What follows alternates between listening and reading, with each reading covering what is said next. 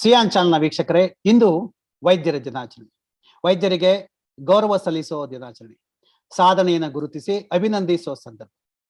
ಭಾರತದಲ್ಲಿ ಹೆಸರಾಂತ ವೈದ್ಯ ಡಾಕ್ಟರ್ ಬೈರನ್ ಚಂದ್ರ ರಾಯ್ ಜಯಂತಿ ಮತ್ತು ಸ್ಮರಣೆ ಕೂಡ. ಇವರು ಭಾರತ ರತ್ನ ಪುರಸ್ಕೃತರು, ವೈದ್ಯರು, ಸ್ವಾತಂತ್ರ್ಯ ಹೋರಾಟಗಾರರು, ಪಶ್ಚಿಮ ಬಂಗಾಳದ ಮುಖ್ಯಮಂತ್ರಿ ಕೂಡ ಆಗಿದ್ರು. ಇಂದು ಅವರ ಸ್ಮರಣೆ ಮಾಡುತ್ತಲೇ ವೈದ್ಯ ಲೋಕದ ಬಗ್ಗೆ ತಿಳ್ಕೊಳ್ಳೋಣ. ಇಂದು ನಮ್ಮೊಂದಿಗೆ ತಜ್ಞ ವೈದ್ಯರಾದ ಡಾಕ್ಟರ್ ಎನ್ ಪ್ರಭುದೇವ ಇದ್ದಾರೆ. ಅವರಿಗೆ ಈ ಕಾರ್ಯಕ್ರಮಕ್ಕೆ ಸ್ವಾಗತ. ನಮಸ್ಕಾರ ಸರ್. ವೈದ್ಯ ನಾರಾಯಣ ಕಾರ್ಯಕ್ರಮಕ್ಕೆ ತಮಗೆ ಸ್ವಾಗತ ಸರ್. ಸರ್, ವೈದ್ಯರನ್ನು ನಾವು ವೈದ್ಯೋ ನಾರಾಯಣ ಅಂತ ಕರಿತೀವಿ. ಹಾಗಾದ್ರೆ ವೈದ್ಯರು ದೇವರ, ಇನ್ನೂ ಆ ವೃತ್ತಿ ಪವಿತ್ರವಾಗಿ ಉಳ್ಕೊಂಡಿದ್ಯಾ?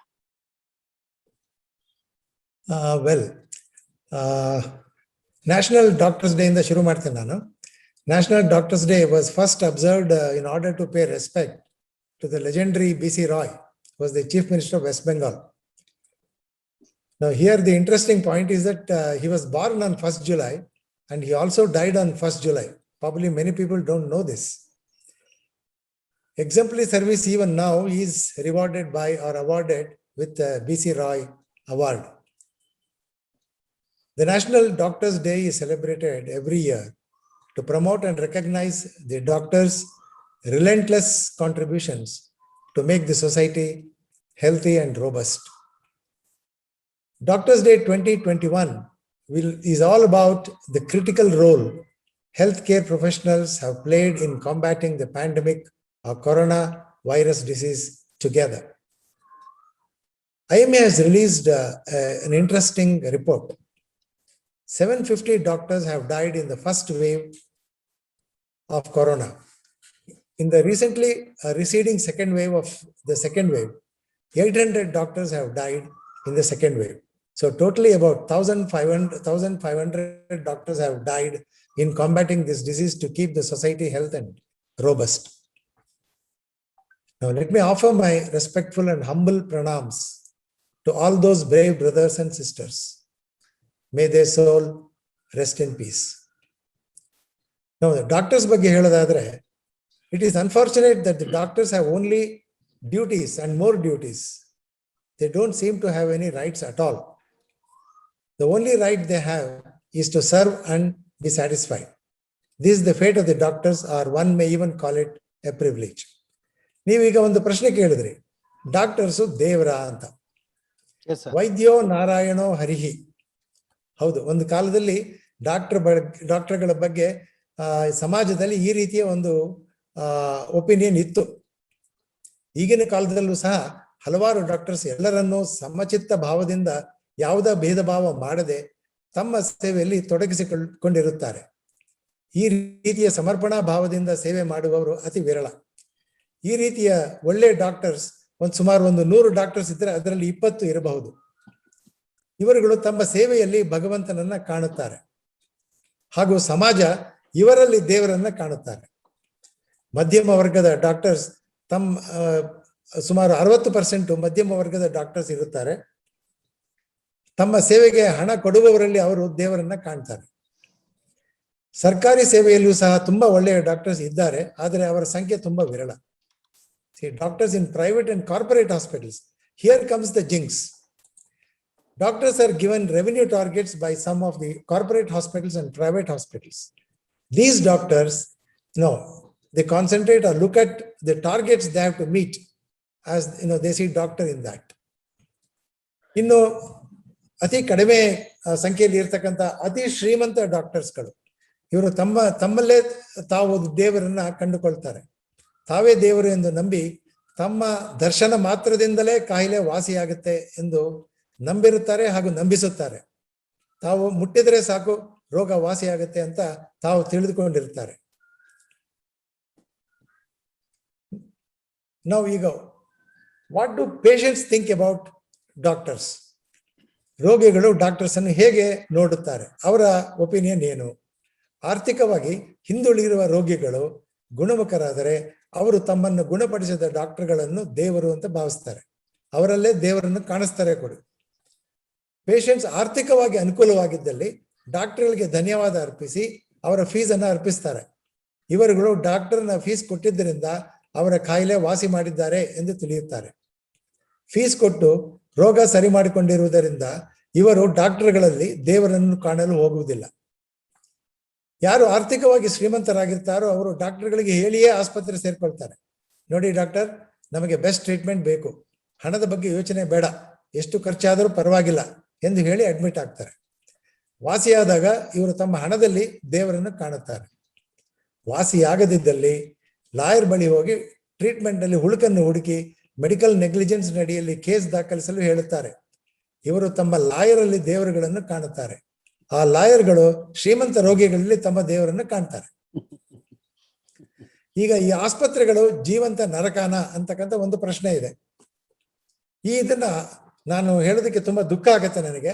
ಈ ಒಂದು ಕೊರೋನಾ ಅಲೆಗಳಲ್ಲಿ, ಮೊದಲನೇ ಅಲೆ ಇರಬಹುದು ಅಥವಾ ಎರಡನೇ ಅಲೆ ಇರಬಹುದು, ಈ ಕೊರೋನಾ ಅಲೆಯಲ್ಲಿ ಕಂಡು ಬಂದ ದೃಶ್ಯಗಳನ್ನ ನಾನು ಒಂದು 4-5 ಉದಾಹರಣೆಗೆ ಮೂಲಕ ಹೇಳ್ತೇನೆ. ಇಂದಿನ ಆಸ್ಪತ್ರೆಗಳ ನರಕಾತೀತ ಸ್ಥಿತಿಗೆ ಹಲವು ತಾರ್ಕಿಕ ಉದಾಹರಣೆಗಳು ಅಂದ್ರೆ, ಆಸ್ಪತ್ರೆಗಳು ಅನಾರೋಗ್ಯದ ಜೀವಂತ ಉದಾಹರಣೆ ಆಗ್ಬಿಟ್ಟಿವೆ. ಎಲ್ಲೆಡೆ ದುರ್ನಾತ ಹಾಗೂ ಗಲೀಜು, ಶೌಚಾಲಯಗಳಲ್ಲಿ ನೀರಿಲ್ಲ, ದುರ್ವಾಸನೆ, ಹೆಣಗಳು ತೀವ್ರ ಘಟಕದಲ್ಲಿ ಸಾಲು ಸಾಲು, ಡಾಕ್ಟರ್ಸ್ ಹಾಗೂ ನರ್ಸ್ಗಳ ತೀವ್ರ ಕೊರತೆ. ಆಸ್ಪತ್ರೆಗಳು ನರಕ ಸದೃಶ. ನಾ ಇದಕ್ಕಿಂತ ಜಾಸ್ತಿ ಏನು ಹೇಳೋದಕ್ಕೆ ಇಷ್ಟಪಡೋದಿಲ್ಲ.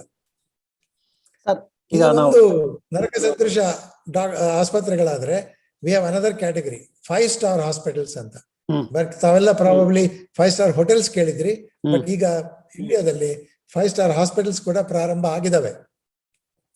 ಈ ಪಂಚತಾರ ಆಸ್ಪತ್ರೆಗಳು ಇಂಡಿಯಾದಲ್ಲಿ ಈಗ ಹಲವಾರು ನಗರಗಳಲ್ಲಿ ಪ್ರಾರಂಭವಾಗಿವೆ. ಈ ಪಂಚತಾರ ಆಸ್ಪತ್ರೆಗಳಲ್ಲಿ ಹಾಗೂ ಇಲ್ಲಿನ ಅತಿ ಶ್ರೇಷ್ಠ ಡಾಕ್ಟರ್ಗಳು ಕೋಟ್ಯಾಧೀಶ್ವರರಿಗೆ ಅವರನ್ನು ತೃಪ್ತಿಪಡಿಸಲು ಕಾದು ಕುಳಿತಿರುತ್ತಾರೆ. ಇಲ್ಲಿನ ಪ್ರತಿ ದಿನದ ಬಾಡಿಗೆ ಒಂದು ರೂಮಿಗೆ 75,000 ರೂಪಾಯಿದಿಂದ 1 ಲಕ್ಷ ರೂಪಾಯಿವರೆಗೂ ಇರುತ್ತದೆ. ಈ ವಾರ್ಡಿನಲ್ಲಿ ಹಾರ್ಟ್ ಸರ್ಜರಿಗೆ ಬೇರೆ ಆಸ್ಪತ್ರೆಗಳಿಗಿಂತ ಸುಮಾರು 5ರಿಂದ 10 ಪಟ್ಟು ಜಾಸ್ತಿ ಇರುತ್ತದೆ. ಕಿರಣ್ ಕೇಳ್ತೇನೆ. ನನ್ನ ಪ್ರಶ್ನೆ ಏನು ಅಂದ್ರೆ, ಈಗ ಚರಕ ಸಂಹಿತೆ ಮತ್ತೆ ಶಸ್ತ್ರಚಿಕಿತ್ಸೆ ಇವೆಲ್ಲ ಭಾರತೀಯ ಕೊಡುಗೆಗಳು. ಆದ್ರೂ ವೈದ್ಯಕೀಯ ಮತ್ತು ಆರೋಗ್ಯ ಕ್ಷೇತ್ರದಲ್ಲಿ ನಾವು ಪಾಶ್ಚಿಮಾತ್ಯರನ್ನ ಮೀರಿಸಿದ್ದೀವಿ. ಒಂದು ಈ ಪ್ರಪಂಚದಾದ್ಯಂತ ನಾವು ನೋಡೋದಾದ್ರೆ ಇಂಡಿಯಾದ ಡಾಕ್ಟರ್ಸ್ ಬೇರೆ ಕಡೆ ಹೋದಾಗ, ಅಥವಾ ಅಮೆರಿಕಕ್ಕೆ ಇರ್ಬೋದು, ಅಥವಾ ಇಂಗ್ಲೆಂಡ್ ಅಲ್ಲಿ ಇರ್ಬೋದು, ಫ್ರಾನ್ಸ್ ಅಥವಾ ಆಸ್ಟ್ರೇಲಿಯಾದಲ್ಲಿ ಇರ್ಬೋದು, ತಮ್ಮ ಒಂದು ಪಾಂಡಿತ್ಯವನ್ನ ಅಲ್ಲಿ ಪ್ರದರ್ಶಿಸಿದ್ದಾರೆ. ದೇ ಹ್ಯಾವ್ ಇನ್ಫ್ಯಾಕ್ಟ್ ಈಗ ಅಮೆರಿಕದಲ್ಲಿ ಇರ್ತಕ್ಕಂಥ ಸರ್ಜನ್ ಜನರಲ್ ಅಂತ ಕರೀತಾರೆ, Biden surgeon general is an Indian. Murthy ಅಂತ ಮಂಡ್ಯದವರು, ಅವರು ಸರ್ಜನ್ ಜನರಲ್ ಆಗಿ ಅವ್ರನ್ನ ಅಪಾಯಿಂಟ್ಮೆಂಟ್ ಮಾಡ್ಕೊಂಡಿದ್ದಾರೆ. ಎಲ್ಲ ಅಮೆರಿಕದ ಅಲ್ಲಿ ಇರ್ತಕ್ಕಂಥ ಇಂಡಿಯಾದ ಡಾಕ್ಟರ್ಸ್ ಒಳ್ಳೆ ಹೆಸರನ್ನ ಪಡೆದಿದ್ದಾರೆ. ಈಗ ಡಾಕ್ಟರ್ಗಳ ಒಂದು ಮೌಲ್ಯಮಾಪನ ಮಾಡೋದಾದ್ರೆ ಇಂಡಿಯಾದ ಡಾಕ್ಟರ್ಸ್ ಯಾವ ಡಾಕ್ಟರ್ಗಳಿಗೂ ಕಡಿಮೆ ಇಲ್ಲ ಅಂತ ನಾನು ಹೇಳ್ತೇನೆ. ಈ ಡಾಕ್ಟರ್ಗಳ ಸೇವೆ ಅದನ್ನ ನಮ್ಮ ದೇಶ ಸರಿಯಾಗಿ ಬಳಸ್ಕೊತಾರೆ ಸರ್. ಇಲ್ಲಿ ಹಲವಾರು ಡಾಕ್ಟರ್ಗಳಿಗೆ ಇಲ್ಲಿ ಒಂದು ಸೇವೆಯ ಮಾಡುವ ಚಾನ್ಸಸ್ ಸಿಗ್ತಾ ಇಲ್ಲ. ಇಲ್ಲಿ ಏನಾಗಿದೆ ಅಂತಂದ್ರೆ, ನಾವು ಸುಮಾರು ಒಂದು 80,000 ಡಾಕ್ಟರ್ಗಳನ್ನ ನಾವು ಪ್ರತಿ ವರ್ಷ ನಾವು ಪ್ರೊಡ್ಯೂಸ್ ಮಾಡ್ತಾ ಇದ್ದೇವೆ. ಇದರಲ್ಲಿ ಏನಾಗುತ್ತೆ, ಕೇವಲ 14,000 ಜನ, ಅಂದ್ರೆ ಸುಮಾರು ಒಂದು 20% ಅಷ್ಟು ಜನ ಮಾತ್ರ ಗೌರ್ಮೆಂಟ್ ಸರ್ವಿಸಿಗೆ ಬರ್ತಾರೆ. ಮಿಕ್ಕ 60% ಕೇವಲ ನಗರಗಳಲ್ಲಿ ಮಾತ್ರ ಪ್ರಾಕ್ಟೀಸ್ ಮಾಡ್ತಾರೆ. ಮಿಕ್ಕ ಉಳಿದ 20ರಿಂದ 30% ಡಾಕ್ಟರ್ಗಳು ಹೊರಗಡೆ ಹೋಗ್ತಾರೆ. ಸೊ ಹಾಗಾಗಿ ನಾವು ಡಾಕ್ಟರ್ಗಳನ್ನ ಇಲ್ಲೇ ಉಪಯೋಗಿಸಿಕೊಳ್ತಕ್ಕಂಥ ವ್ಯವಸ್ಥೆ ಇಲ್ಲಿ ಇನ್ನೂ ಆಗಿಲ್ಲ. ಯಾಕೆಂದ್ರೆ ನಾವು ನಮ್ಮ ಗೌರ್ಮೆಂಟಿನ ಹೆಲ್ತ್ ಬಡ್ಜೆಟ್ ನೋಡಿದ್ರೆ ಸುಮಾರು 1.5 to 2% ಮಾತ್ರ ನಾವು ಆಫ್ ದ GDP ನಾವು ಖರ್ಚು ಮಾಡ್ತೇವೆ. ಆದ್ರಿಂದ ನಾವು ಎಲ್ಲ ಡಾಕ್ಟರ್ಗಳ ಸೇವೆಯನ್ನು ಇಲ್ಲೇ ಉಪಯೋಗಿಸಿಕೊಳ್ಳಕ್ಕೆ ಆಗ್ತಾ ಇಲ್ಲ. ಆದ್ರೂ ಈಗ ನಾವು ನೀತಿ ಆಯೋಗದ ಫಿಗರ್ಸ್ ನೋಡಿದರೆ ಈಗಿನ ದಿವಸ 6 ಲಕ್ಷ ಡಾಕ್ಟರ್ಗಳ ಕೊರತೆ ಇದೆ ಅಂತ ನಮಗೆ ಕಂಡು ಬರುತ್ತೆ. ಈಗ ಯಾವುದೇ ಒಂದು ದೇಶ ಸುಭಿಕ್ಷವಾಗಿರ್ಬೇಕು ಅಂದ್ರೆ ಆ ದೇಶದಲ್ಲಿ ಶಿಕ್ಷಣ ಚೆನ್ನಾಗಿರ್ಬೇಕು ಮತ್ತು ಆರೋಗ್ಯ ಸೇವೆ ಚೆನ್ನಾಗಿರ್ಬೇಕು. ಆರೋಗ್ಯ ಸೇವೆ ಚೆನ್ನಾಗಿರ್ಬೇಕು ಅಂದ್ರೆ ವೈದ್ಯರು ಚೆನ್ನಾಗಿರ್ಬೇಕು. ಈ ನಿಟ್ಟಿನಲ್ಲಿ ನಮ್ಮ ದೇಶ ಏನಾದ್ರೂ ಒಂದು ಪ್ರಮುಖವಾಗಿ ಗೋಲ್ಡನ್ ಲ್ಯಾಂಡ್ ಮಾರ್ಕ್ ಅಂತ ನಿರ್ಧಾರ ತಗೋಬೇಕು. ಹೌದು, ಅದೇ ಹೇಳಿದ್ನಲ್ಲ, ನಾವೊಂದು ನಿರ್ಧಾರ ತಗೊಳ್ಳೋದಂದ್ರೆ ಸೆಂಟ್ರಲ್ ಗೌರ್ಮೆಂಟ್ ಇಂದ ಅಥವಾ ಸ್ಟೇಟ್ ಗೌರ್ಮೆಂಟ್ ಇಂದ, ಎರಡೂ ಗೌರ್ಮೆಂಟ್ಗಳಿಂದ ನಾವು ನಮ್ಮ GDP ಏನಿದೆ ಅದರ ಖರ್ಚು ಮಾಡತಕ್ಕಂಥ ಒಂದು ವ್ಯವಸ್ಥೆ 6% ಆಗ್ಬೇಕು. ಅಮೆರಿಕದಲ್ಲಿ ಇದು 18% ಅಷ್ಟು ಅವರ GDP ಅಷ್ಟು ಹೆಲ್ತ್ ಮತ್ತೆ ವೆಲ್ಫೇರ್ ಬಡ್ಜೆಟ್ಗೆ ಹೋಗುತ್ತೆ. ನಮ್ಮಲ್ಲಿ ಕೇವಲ 1.5 to 2% ಹೆಲ್ತ್ ಕೇರ್ ಬಜೆಟ್ಗೆ ಹೋಗೋದ್ರಿಂದ ನಾವು ಒಂದು ಯಾವುದೇ ಒಂದು ಉತ್ತಮವಾದಂತ ಜೀನೋಮ್ ಲ್ಯಾಬೊರೇಟರಿ ಸಾಧ್ಯ ಇಲ್ಲಿ ಎಸ್ಟಾಬ್ಲಿಷ್ ಮಾಡ್ಲಿಕ್ಕೆ ಸಾಧ್ಯ ಆಗ್ತಾ ಇಲ್ಲ, ಅಥವಾ ಹಲವಾರು ಉತ್ತಮ ಟ್ರೀಟ್ಮೆಂಟ್ ಕೊಡ್ತಕ್ಕಂತ ಅಥವಾ ರಿಸರ್ಚ್ ಆಗ್ತಾ ಇಲ್ಲ. ನಮ್ಮಲ್ಲಿ ರಿಸರ್ಚ್ಗಳ ಕೊರತೆ ಇದೆ. ಆದ್ರೂ ನಾವು ಮಾಡ್ತಿರ್ತಕ್ಕಂಥ ಸದ್ಯದಲ್ಲಿ ಇರ್ತಕ್ಕಂಥ ಒಂದು ವ್ಯಾಕ್ಸಿನ್ಗಳೇನಿದೆ, India is a powerful vaccine hub in the whole world. ನಾವು ಸಾಧನೆಗಳನ್ನ ಮಾಡಿದೀವಿ, ಇಲ್ಲ ಅಂತ ಹೇಳಕ್ ಆಗ್ತಾ ಇಲ್ಲ. ಆದ್ರೂ ನಮ್ಮ ಏನು ಕೆಪಾಸಿಟಿ ಇದೆ ಆ ಕೆಪಾಸಿಟಿಯ ಸಾಧನೆಯನ್ನು ಮಾಡೋದಕ್ಕೆ ಅವಕಾಶಗಳು ಇಲ್ಲಿ ಮುಕ್ತವಾಗಿಲ್ಲ ಅಂತ ನನಗೆ ಅನ್ಸುತ್ತೆ. ನಮ್ಮ ದೇಶದ ಎಲ್ಲಾ ಸೌಲಭ್ಯ ಕೊಟ್ಟರು, ನಮ್ಮ ದೇಶದಲ್ಲಿ ನಮ್ಮ ಸರ್ಕಾರಿ ವೈದ್ಯಕೀಯ ಕಾಲೇಜುಗಳು ಕಲಿತರು ಸಹ ಗ್ರಾಮೀಣ ಪ್ರದೇಶದಲ್ಲಿ ವೈದ್ಯರು ಯಾಕೆ ದುಡಿಯಕ್ಕೆ ಇಷ್ಟಪಡಲ್ಲ? ಒಂದು ಡಾಕ್ಟರ್ಗಳಿಗೆ ಅಲ್ಲಿ ವ್ಯವಸ್ಥಿತವಾಗಿ ಹೋಗ್ಲಿಕ್ಕೆ ಆಗ್ತಾ ಇಲ್ಲ ಅಲ್ಲಿಗೆ. ಈಗ ನೀವು ಗ್ರಾಮೀಣ ಪ್ರದೇಶದಲ್ಲಿ ಹೋದ್ರೆ ಅವರಿಗೆ ಒಂದು ಆಸ್ಪತ್ರೆಯಲ್ಲಿ ಒಂದು ಬ್ಲಡ್ ಟೆಸ್ಟ್ ಮಾಡ್ಲಿಕ್ಕೆ ವ್ಯವಸ್ಥೆ ಇರಲ್ಲ. ಅಲ್ಲಿ ಜನಗಳಿಗೆ ಟ್ರೀಟ್ಮೆಂಟ್ ಕೊಡ್ಲಿಕ್ಕೆ ಅವರಿಗೆ ಡಾಕ್ಟರ್ಗಳಿಗೆ ಸ್ವಂತ ಅಲ್ಲಿ ಇರ್ಲಿಕ್ಕೆ ಒಂದು ಮನೆ ಇರೋದಿಲ್ಲ. ಅವ್ರೇನ್ ಮಾಡ್ತಾರೆ, ಯಾವ್ದೋ ಒಂದು ತಾಲೂಕ್ ಹೆಡ್ ಕ್ವಾರ್ಟರ್ಸ್ ಅಲ್ಲಿ ಅಥವಾ ಡಿಸ್ಟ್ರಿಕ್ಟ್ ಹೆಡ್ ಕ್ವಾರ್ಟರ್ಸ್ ಅಲ್ಲಿ ಮನೆ ಮಾಡ್ಕೊಂಡು ಗ್ರಾಮೀಣ ಪ್ರದೇಶಗಳಿಗೆ ಹೋಗಿ ಅಲ್ಲಿ ನೋಡ್ಕೊಂಡು ಬರ್ತಾರೆ. ಮತ್ತೆ ಏನ್ ಮಾಡ್ತಾರೆ, ಈಗಿನ ಇರ್ತಕ್ಕಂತ ಒಂದು ಕ್ವಿಕ್ ಬಕ್ ಮನಿ ಅಂತ ಏನ್ ಕಳಿತೀವಿ, ಅದಕ್ಕೆ ಏನ್ ಮಾಡ್ತಾರೆ, ಸಾಯಂಕಾಲ ನಗರ ಪ್ರದೇಶದಲ್ಲಿ ಪ್ರಾಕ್ಟೀಸ್ ಮಾಡ್ತಾರೆ. ಹೀಗಾಗಿ ಅವರು ತಮ್ಮ ಪೂರ್ತಿ ಸಮಯವನ್ನ ಗ್ರಾಮೀಣ ಪ್ರದೇಶದ ಪೇಷಂಟ್ಗಳಿಗೆ ಕೊಡ್ಲಿಕ್ಕೆ ಸಾಧ್ಯ ಆಗ್ತಾ ಇಲ್ಲ. ಅಂದ್ರೆ ಈಗ ಒಂದ್ ಪ್ರಶ್ನೆ ಬರುತ್ತೆ ಸರ್, ಹಂಗಾದ್ರೆ ನಮ್ಮ ವೈದ್ಯಕೀಯ ವೃತ್ತಿ ಒಂದು ನೋಬಲ್ ವೃತ್ತಿಯಾಗಿ ಉಳ್ಕೊಂಡಿದ್ಯಾ? ಏನು ಸರಿ ಕೇಳ್ತೀರಾ ಪ್ರಶ್ನೆ? ಇದು is it a noble profession still is status? Yeah ಹೌದು, medical profession is a noble profession, there is no doubt about it. ಹಾಗೇನೆ ಟೀಚರು, ಇಂಜಿನಿಯರ್ಸ್, ಪೈಲಟ್, ಸಮಾಜ ಸೇವೆ, ಆರ್ಮಿ, ಪೊಲೀಸ್, ಈ ಎಲ್ಲ ಪ್ರೊಫೆಷನಲ್ಸ್ ಕೂಡ ನೋಬಲ್ ಪ್ರೊಫೆಷನ್ಸ್ ಏನೆ. ಆದ್ರೆ ಒಂದು ದೇವರು ಕ್ರಿಯೇಟ್ ಮಾಡಿರ್ತಕ್ಕಂಥ ಒಂದು ಈ ಪ್ರೊಫೆಷನಲ್ ಸರ್ವಿಸಸ್ ಏನಿದೆ, ಈ ಎಲ್ಲಾ ಪ್ರೊಫೆಷನ್ಸ್ ನಲ್ಲೂ ಅತಿ ನೋಬಲ್ ಪ್ರೊಫೆಷನ್ ಅಂದ್ರೆ ಡಾಕ್ಟರ್ ಪ್ರೊಫೆಷನ್ ಅಂತ ನಾನು ನಂಬಿದ್ದೀನಿ. ನಾವೆಲ್ಲ ನಾವು ವೈದ್ಯರನ್ನ ನಾರಾಯಣ ಅಂತೆಲ್ಲ ಕರಿತೀವಿ. ರೋಗಿಗಳು ವೈದ್ಯರನ್ನ ಹೇಗೆ ಟ್ರೀಟ್ ಮಾಡ್ತಾ ಇದಾರೆ ಸರ್ ನಿಮ್ಗೆ ಅನ್ಸುತ್ತೆ? ಈಗ ಕೆಲವು ಕಡೆ ನಾವು ಬಹಳ ಬೇರೆ ಬೇರೆ ಸುದ್ದಿಗಳನ್ನ ಕೇಳ್ತೀವಿ. ರೋಗಿಗಳ ವೈದ್ಯರನ್ನ ಹೇಗೆ ಟ್ರೀಟ್ ಮಾಡ್ತಾರೆ ನಿಮ್ಮ ಅನುಭವದ ಪ್ರಕಾರ? ಅಲ್ಲ, ರೋಗಿಗಳಿಗೆ ಈಗಲೂ ನಾನು ಹೇಳಿದ್ನಲ್ಲ, ಒಂದು 4-5 ಕ್ಯಾಟಗರಿಯ ರೋಗಿಗಳು ಬರ್ತಾರೆ ಅಲ್ಲಿ. ಮೊದಲನೇ ರೋಗಿಗಳು ಯಾರಿಗೆ ಆರ್ಥಿಕವಾಗಿ ಹಿಂದುಳಿದಿರ್ತಾರೆ ಅವರಿಗೆ ಡಾಕ್ಟರ್ಗಳು ಸರಿ ಮಾಡಿಬಿಟ್ರೆ, ಅವರ ಕಾಯಿಲೆ ವಾಸಿ ಮಾಡಿಬಿಟ್ರೆ ಅವರಲ್ಲೇನೆ ದೇವರನ್ನೇ ಕಾಣಿಸ್ತಾರೆ. ಅಷ್ಟರ ಮಟ್ಟಿಗೆ ಅವರ ಒಂದು ಬಗ್ಗೆ ಗೌರವ ಮತ್ತೆ ಒಂದು ಧನ್ಯತಾ ಭಾವ ಇರುತ್ತೆ ಅವರಲ್ಲಿ. ಅದೇ ಆರ್ಥಿಕವಾಗಿ ಮುಂದುವರೆದಂತೆ ಈ ಧನ್ಯತಾ ಭಾವ ಕಮ್ಮಿ ಆಗ್ತಾ ಹೋಗುತ್ತೆ. ಆಗ ಇಟ್ ಬಿಕಮ್ಸ್ ಮೋರ್ ಪ್ರೊಫೆಷನಲ್. ನಾವು ಫೀಸ್ ಕೊಡ್ತೀವಿ, ಅವರು ಸರಿ ಮಾಡ್ತಾರೆ, ಅಂದ್ರೆ ಒಂದು ರೀತಿಯ ಭಾವನೆ. ಅಲ್ಲ, ಈಗ ಕೇರ್ಲೆಸ್ ಮಾಡಿದ್ರು ವೈದ್ಯರು ಅಂತೆಲ್ಲ ಹೇಳ್ತಾರೆ. ಆತರ ಕೇರ್ಲೆಸ್ ಮಾಡಿದ್ರೆ ಒಂಥರ ಪೇಷಂಟ್ ಕೊಂದ ಹಾಗಲ್ವಾ ವೈದ್ಯರು? ಅಲ್ಲ, ಪೇಷಂಟ್ ಕೇರ್ಲೆಸ್ ಅಂತ ಒಂದು ಹೇಳ್ತೀನಿ ನಾನು. ಯಾವ ಡಾಕ್ಟರು ಪೇಷಂಟ್ನಾಗೆ ಕೇಡು ಬಯಸ್ತಕ್ಕಂಥ ಡಾಕ್ಟರ್ಗಳು ಇದುವರೆಗೂ ಯಾರು ನಾನು ನೋಡೇ ಇಲ್ಲ. ಒಂದು ಮನುಷ್ಯ ಕೆಟ್ಟವನಿರ್ಬೋದು, ಆದ್ರೆ ಯಾವ ಡಾಕ್ಟರು ತನ್ನ ಪೇಷಂಟ್ಗೆ ತನ್ನ ಹತ್ರ ಬಂದಿರತಕ್ಕಂಥ ಒಂದು ರೋಗಿಯ ಜೀವಕ್ಕೆ ತೊಂದರೆ ಆಗ್ಲಿ ಅಥವಾ ಅದನ್ನ ಕೇಡು ಬರೆಸ್ತಕ್ಕಂಥ ಡಾಕ್ಟರು ಇದುವರೆಗೂ ನಾನು ಎಲ್ಲೂ ನೋಡಿಲ್ಲ. It is not just possible. ಹಾಗಾದ್ರೆ ವೈದ್ಯರು ಸಂಪೂರ್ಣವಾಗಿ 100% ಪ್ರಾಮಾಣಿಕವಾಗಿರ್ತಾರ? ಅಲ್ಲ, I agree that doctors are doing a great service to the humanity. Doctors should be they should not be after the money. I agree with it. ದುಡ್ಡೇ ಸರ್ವಸ್ವ ಅಲ್ಲ. ಆದ್ರೂ ಹಣವಿಲ್ಲದೆ ಬದುಕು ಸಾಧ್ಯವಿಲ್ಲ. ಹಣ ಇದ್ರೆ ಸಮಾಜದಲ್ಲಿ ಅವರಿಗೊಂದು ಸ್ಥಾನ ಉಂಟು. ಈ ಸಮಾಜದಲ್ಲಿ ಇಲ್ಲವಾದ್ರೆ, ಹಣ ಇಲ್ಲದೆ ಇದ್ರೆ ಕಸಕ್ಕೆ ಸಮಾನ ಆಗ್ಬಿಡ್ತಾರೆ.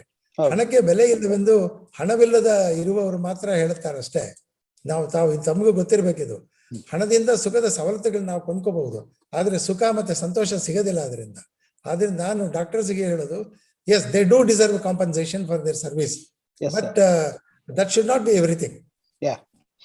ಆದ್ರೆ ಹಣದ ಬಗ್ಗೆ ಮಾತ್ರ ಬಹುತೇಕ ಸಂದರ್ಭಗಳಲ್ಲಿ ವೈದ್ಯರು ರೋಗನೇ ಪತ್ತೆ ಹಚ್ಚಲ್ಲ, ಅರ್ಥ ಮಾಡ್ಕೊಳ್ಳದೆ ಸುಮ್ಮನೆ ಪ್ರಿಸ್ಕ್ರಿಪ್ಷನ್ ಬರಿತಾ ಇರ್ತಾರೆ, ಕಾಸ್ಟ್ಲಿ ಔಷಧಿಗೆ ಹೇಳ್ತಾ ಇರ್ತಾರೆ, ಮತ್ತೆ ಸುಮ್ನೆ ಟೆಕ್ಸ್ಟ್ ಮಾಡಿಸ್ತಾನೆ ಇರ್ತಾರೆ. ಈ ಟ್ರಯಲ್ ಅಂಡ್ ಎರರ್ ಮೆಥಡ್ ಅಲ್ವಾ ಇದು? ಇದು ಸರಿನಾ ಇದು? ಇಲ್ಲ, this is A wrong statement. After all U C, ಬಹಳಷ್ಟು ಡಾಕ್ಟರ್ಸ್ ಹಾನೆಸ್ಟ್ ಆಗೇ ಇರ್ತಾರೆ. ದೇವರ ಈ ಸೃಷ್ಟಿಯಲ್ಲಿ ಡಾಕ್ಟರ್ಗಳು ನಾನು ಮೊದಲೇ ಹೇಳಿದಂತೆ ಬೇರೆ ಎಲ್ಲ ಪ್ರೊಫೆಷನ್ಸ್ಗಿಂತ ಅತಿ ಹೆಚ್ಚು ಹಾನೆಸ್ಟ್ ಆಗಿ ಇರ್ತಾರೆ. Most of the doctors do not understand the disease ಅಂತ ಹೇಳೋದು ತುಂಬಾ ಅವಮಾನಕಾರಿ. ಡಾಕ್ಟರ್ಸ್ ಯಾವ ಡಿಸೀಸ್ ಆದ್ರೂ ಅರ್ಥ ಮಾಡ್ಕೊಳ್ದೆ ಟ್ರೀಟ್ಮೆಂಟ್ ಕೊಡ್ಲಿಕ್ಕೆ ಸಾಧ್ಯ ಇಲ್ಲ. ಆದ್ರೆ ಈಗೇನಾಗಿದೆ, medicine is a science, whereas the ability to cure is an art. ಅದು medicine is art or science ಅಂತಕ್ಕಂಥ ಒಂದು ಜಿಜ್ಞಾಸೆ ತುಂಬಾ ದಿವಸದಿಂದ ನಡೆದು ಬರ್ತಾ ಇದೆ. ಈಗ ಡಾಕ್ಟರ್ಗಳ ಕೆಲಸ ಏನಿದೆ, ಪ್ರತಿದಿನ ಅವರು ಹೊಸ ಆವಿಷ್ಕಾರಗಳ ಬಗ್ಗೆ ಅಭ್ಯಾಸ ಮಾಡಿ ರೋಗಗಳನ್ನ ವಾಸಿ ಮಾಡಲು ಪ್ರಯತ್ನಿಸ್ತಾರೆ.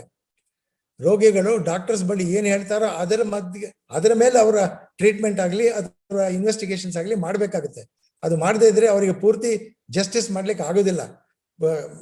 ರೋಗಿಯ ಒಂದು ಪೂರ್ತಿ ರೋಗವನ್ನು ಅರಿಬೇಕಾದ್ರೆ ಅವರು ಹೇಳುವ ಲಕ್ಷಣಗಳು ಮತ್ತೆ ತಾನು ಪರೀಕ್ಷೆ ಮಾಡಿದಾಗ ಕಂಡುಬಂತ ಲಕ್ಷಣಗಳು, ಇದರ ಜೊತೆಗೆ ಕೆಲವು ಇನ್ವೆಸ್ಟಿಗೇಟಿವ್ ರಿಪೋರ್ಟ್ಸ್ ಅನ್ನ ಅಭ್ಯಾಸ ಮಾಡಿ ಆಮೇಲೆ ಕೊನೆಗೆ ಅವರಿಗೆ ಟ್ರೀಟ್ಮೆಂಟ್ ಅನ್ನ ಕೊಡ್ಬೇಕಾಗುತ್ತೆ. This is complete treatment.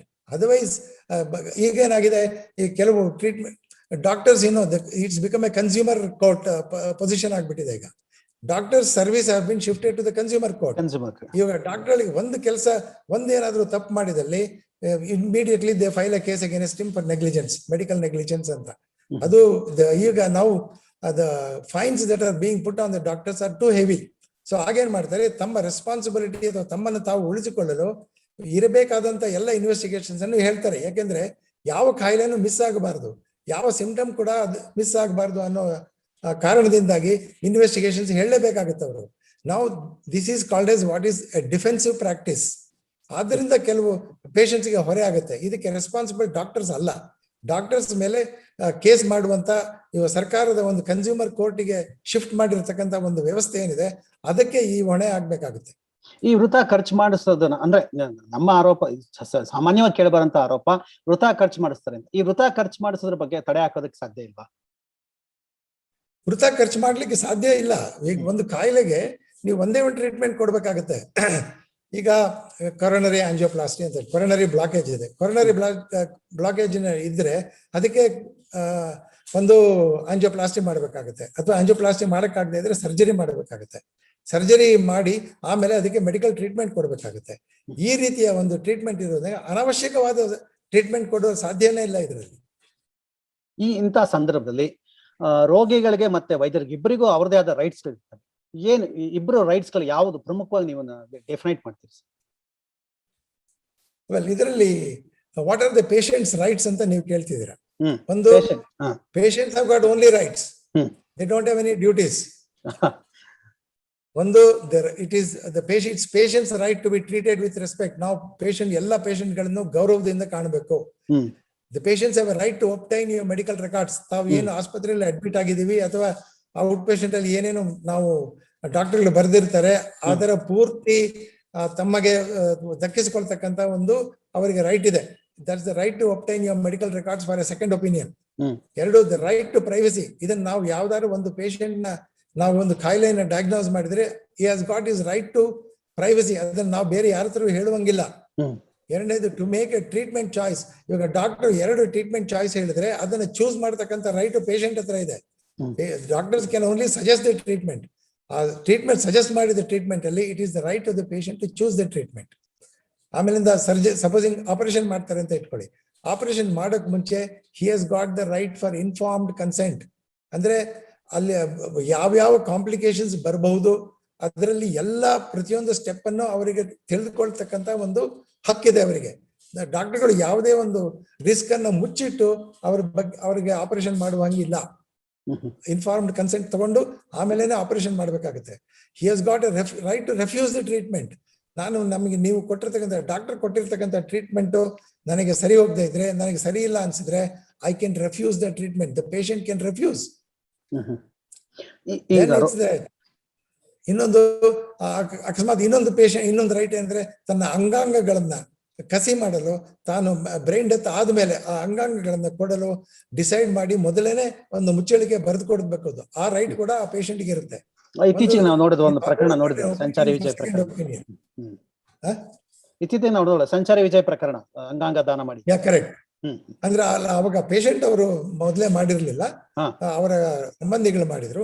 But ಪೇಷಂಟ್ಗೂ ಅಧಿಕಾರ ಇದೆ. ತಾನು ತನ್ನ ಒಂದು ಎಂಡ್ ಆಫ್ ಲೈಫ್ ಕೇರ್ ಇದಕ್ಕೆ ಆ ಸ್ಥಿತಿಯಲ್ಲಿ ಬಂದಿದ್ದೀನಿ ಅಂತ ಗೊತ್ತಾದಾಗ, ತಾನಿನ್ನೂ ತನ್ನ ಮೆದುಳು ಕೆಲಸ ಮಾಡ್ತಾ ಇದ್ರೆ ಆವಾಗಲೇ ಒಂದು ಮುಚ್ಚಳಿಕೆ ಬರೆದು ಕೊಡ್ಬೋದು. ನನ್ನ ಈ ಅಂಗಾಂಗಗಳನ್ನ ಕೊಡಲಿಕ್ಕೆ ನಾನು ಇಷ್ಟಪಟ್ಟಿದ್ದೇನೆ ಅಂತಕ್ಕಂಥ ಒಂದು ಮುಚ್ಚಳಿಕೆ ಬರೆದು ಕೊಟ್ರೆ ತನ್ನ ಸಂಬಂಧಿಗಳ ಮುಚ್ಚಳಿಕೆ ಅವಶ್ಯಕತೆ ಇರೋದಿಲ್ಲ. ಈ ರೋಗಿಗಳ ಹಕ್ಕುಗಳಿಗೆ ಏನು ಇದೆಯೋ ಅದೇ ರೀತಿ ಅಪೋಸಿಟ್ ವೈದ್ಯರು ಕೆಲವು ಹಕ್ಕುಗಳು ಇರ್ಬೇಕಲ್ವಾ doctor? No, nobody talks about the doctor's rights Huh. because that's the way public is seeing them at large. They see that even ನಾವು ಹಿಪೋಕ್ರೆಟಿಕ್ ಓತ್ ಅಂತ ಏನ್ ತಗೋತೀವಿ, ನಾವು ಡಾಕ್ಟರ್ಸ್ ಆದ್ಮೇಲೆ ಈ ಒಂದು ಪ್ರಮಾಣ ಪತ್ರ ನಾವು ಪ್ರಮಾಣ ತಗೋತೀವಿ, ಆಲ್ ಫಿಸಿಷಿಯನ್ಸ್. ಈವನ್ ಆ ಪ್ರಮಾಣ ಪತ್ರದಲ್ಲಿ ಕೂಡ ನಮಗೆ ಯಾವ ರೈಟ್ಸ್ ಇದೆ ಅಂತ ಕೂಡ ನಮಗೆ ಹೇಳಿಲ್ಲ ಅದರಲ್ಲಿ. ಅವರ್ ಡಾಕ್ಟರ್ಸ್ ಆರ್ ಸಫರಿಂಗ್, ಏನೋ it's a big human right violations in medicine. ಇದು ಆಗ್ತಾ ಇದೆ, ಇದು ಅವ್ರ ಮೇಲೆ ತುಂಬಾ ಹಲ್ಲೆಗಳಾಗ್ತಾ ಇರ್ತವೆ. More duties than rights. Our duty is to only serve. That is the only duty, right you have. The right to practice medicine in the best interest of the patient care. ತನ್ನ interest ಬಗ್ಗೆ ಏನು ಎಲ್ಲೂ ಅದು mention ಆಗಿಲ್ಲ. ಇದಕ್ಕೇನಾಗ್ಬೇಕು, ಸರ್ಕಾರದ ಪಾತ್ರ ಏನು? ಇನ್ನೊಂದು ವಿಪರ್ಯಾಸ ಏನಂದ್ರೆ, ಯಾರಾದ್ರೂ ಒಂದು ಪೇಷಂಟ್ ಬಂದು ನನಗೆ can I refuse the treatment, if I don't like that this thing I can't even refuse the treatment. I don't know if I have the right to refuse treatment to a patient. ವೈದ್ಯರ ಮೇಲೆ ಆಗಾಗ ದಾಳಿ ನಡೀತಾ ಇರುತ್ತೆ, ಹೊಡಿತಾ ಇರ್ತಾರೆ patient ಕಡೆಯವರೆಲ್ಲ. ಎಷ್ಟೊಂದು ತುಂಬಾ ನಾವು ಮಾಧ್ಯಮದಲ್ಲಿ ನೋಡ್ತಾ ಇರ್ತೀವಿ. ಇದನ್ನ ತಡೆಯೋದಕ್ಕೋಸ್ಕರ ನಿಮ್ಮ IMA ಆಗಿರ್ಬೋದು ಅಥವಾ ಸರ್ಕಾರದ ಯಾವ ಪಾತ್ರ ಅತಿ ಹೆಚ್ಚು ವಹಿಸುತ್ತಿಲ್ಲ ಮುಖ್ಯವಾಗಿ? ಇದಕ್ಕೆ ಡಾಕ್ಟರ್ಗಳ ಮೇಲೆ ಹಲ್ಲೆ ಆಗ್ತಾ ಇರೋದಕ್ಕೆ ಬೇಸಿಕ್ ರೀಸನ್ ಏನಂದ್ರೆ, what is called is plummeting of trust in the doctors. Doctors ಮೇಲೆ ಪಬ್ಲಿಕ್ ಗೆ ಇರ್ತಕ್ಕಂತ ಒಂದು ನಂಬಿಕೆ ಅದು ಕಮ್ಮಿ ಆಗಿದೆ. This is what is we call as a trust deficit. This is the root cause of all violence. It is not only in India, ಎಲ್ಲ ಕಡೆನೂ ಆಗುತ್ತೆ ಇದು. It's a global phenomena. But 2018 ನಲ್ಲಿ ಒಂದು New England Journal of Medicine ಅಂತ ಒಂದು survey ಮಾಡ್ತಿದ್ರಲ್ಲಿ. ಇದರಲ್ಲಿ trust in doctors has declined from 73% in 1966 to 34%. ಈಗ current trust in doctors is just about 34%. very sad. Now IMA has revealed, ನಮ್ಮ Indian medical association ಒಂದು survey ಮಾಡಿ ಅದು ಒಂದು ರಿಪೋರ್ಟ್ ರಿಲೀಸ್ ಮಾಡಿದ್ದಾರೆ. ಇದರಲ್ಲಿ 75% doctors they have faced at least some form of verbal or physical violence. 75% doctors. Still violence on doctors remains, it's un under reported. Even 75% ಏನ್ report ಆಗಿದೆ, it is still very much under reported phenomena. With many doctors they don't come out with the violence against them even if they have faced it. ಒಂದು the ability to, ಇದಕ್ಕೆ ಮೂಲ ಕಾರಣ ಇನ್ನೊಂದು ಏನಂದ್ರೆ, the ability to spend time with the patients considered crucial. They don't spend much time with the patients. ಏನಾಗಿದೆ, ಒಂದು survey ಪ್ರಕಾರ ಒಬ್ಬ ಡಾಕ್ಟರ್ ಔಟ್ ಪೇಷಂಟ್ ಅಲ್ಲಿ 100-150 ಪೇಷಂಟ್ ನೋಡ್ಬೇಕಾಗುತ್ತೆ. ಆವಾಗ ಏನ್ ಮಾಡ್ತಾರೆ, ತಮ್ಮ ಪರೀಕ್ಷಾ ಅವಧಿಯನ್ನ 2 ರಿಂದ 3 ನಿಮಿಷಕ್ಕೆ ಇಳಿಸಿದ್ದಾರೆ ಅಂತ ಒಂದು ಸರ್ವೆ ಹೇಳ್ತಾ ಇದೆ. They most of the time even 2-3 ನಿಮಿಷದ ಕಾಂಟ್ಯಾಕ್ಟ್ ಏನಿದೆ ಪೇಷಂಟ್ ಜೊತೆ, they will be more immersed in the documents rather than talking to the patient and explaining the disease to him. ಹೀಗಾಗಿ ಪೇಷಂಟ್ಸ್ ಗಳಿಗೆ ಏನಾಗುತ್ತೆ, ಡಾಕ್ಟರ್ಸ್ ನಮ್ಮಲ್ಲಿ ಇಂಟ್ರೆಸ್ಟೇ ತಗೊಳ್ತಾ ಇಲ್ಲ, ಅವ್ರು ಏನೋ ಒಂದು ಬರ್ತಾ ಇದಾರೆ, ನೋಡ್ತಾ ಇದಾರೆ, ಹೋಗ್ತಾ ಇದಾರೆ. ಆವಾಗ ಏನಾಗುತ್ತೆ, patients always suspect the doctors movement, I mean what intentions. ಹೀಗಾಗಿ ಡಾಕ್ಟರ್ಗಳ ಮೇಲಿನ ವೈಲೆನ್ಸ್ ಜಾಸ್ತಿ ಆಗ್ತಾ ಇದೆ. ಇದಕ್ಕೆ ಪ್ರಿವೆಂಟಿವ್ ಮೆಥಡ್ ಆಗಿ ಏನು ತಾವೇನು ಸಜೆಷನ್ ಮಾಡ್ತೀವಿ? ಪ್ರಿವೆಂಟಿವ್ ಮೆಥಡ್ಸ್ ಏನಂದ್ರೆ, ಒಂದು ಡಾಕ್ಟರ್ಸ್ ಮೇಲೆ ಒಂದು ಈ ವೈಲೆನ್ಸ್ ಏನಾಗ್ತಾ ಇದೆ ಅಂದ್ರೆ, you must understand how much.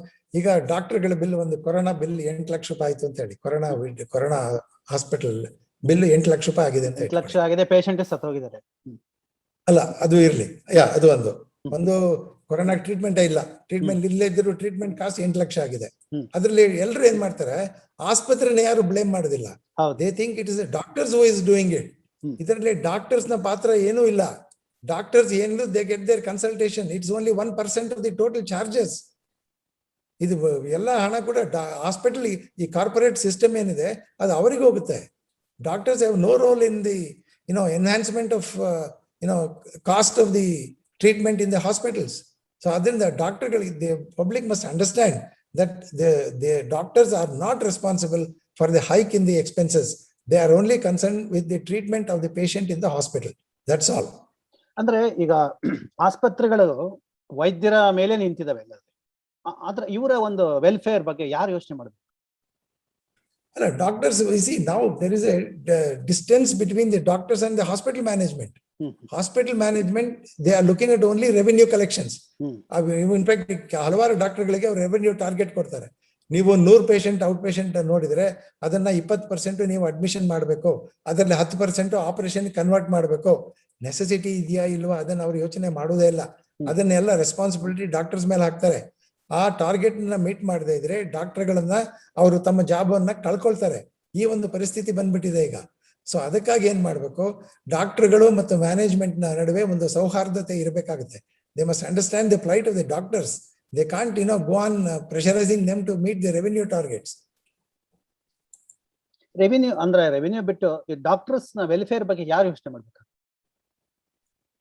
ಅದನ್ನ ಒಂದು ಗವರ್ಮೆಂಟ್ ಮಾಡಬೇಕಾಗುತ್ತೆ. ಎರಡನೇದು doctors themselves they have to do it. First they have to tell the hospital management ಅಥವಾ ಗವರ್ಮೆಂಟ್ ನಮಗೆ ಏನ್ ಬೇಕು ಅದನ್ನ ನಾವು ಕರೆಕ್ಟ್ ಆಗಿ ಡಾಕ್ಟರ್ಸ್ ಹೇಳಬೇಕಾಗುತ್ತೆ. ಒಂದು what do we want? We want better control in designing the care of the patient management. ನಾವು ಪೇಷಂಟ್ಗೆ ಏನು ಕಾಯಿಲೆ ಇದೆ ಅದನ್ನ ಟ್ರೀಟ್ ಮಾಡೋದಕ್ಕೆ ನಮಗೆ ಸ್ವಾತಂತ್ರ್ಯ ಬೇಕು.